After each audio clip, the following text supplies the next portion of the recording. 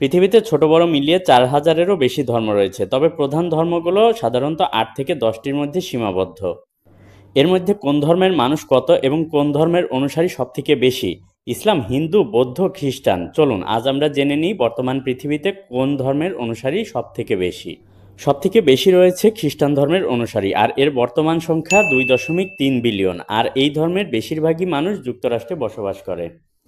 দ্বিতীয় স্থানে আছে যে ধর্ম, সেটি হচ্ছে ইসলাম, আর এই ইসলাম ধর্মের মানুষের সংখ্যা বর্তমানে 1.9 বিলিয়ন, যার বেশিরভাগই ইন্দোনেশিয়ায় বসবাস করে, আর সেখানে প্রায় 23 কোটি মুসলমান আছে। এবার রয়েছে 3 নম্বরে হিন্দু ধর্ম। বিশ্বের মধ্যে 3 নম্বরে রয়েছে হিন্দু ধর্ম, আর এর অনুসারী প্রায় 1.2 বিলিয়ন মানুষ, আর এর সিংহভাগ মানুষই ভারতে বসবাস করে, প্রায় 1.1 বিলিয়ন মানুষ।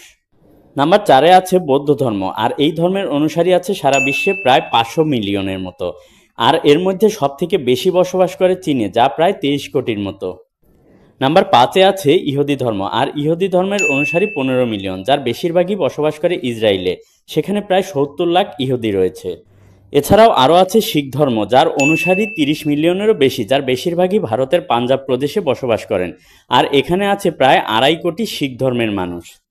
তবে পৃথিবীর বিভিন্ন অঞ্চলে রয়েছে অসংখ্য লোকায়ত ধর্ম, যেমন আফ্রিকান ঐতিহ্যবাহী ধর্ম, আমেরিকান আদিবাসীদের ধর্ম, অস্ট্রেলিয়ান আদিবাসীদের বিশ্বাস।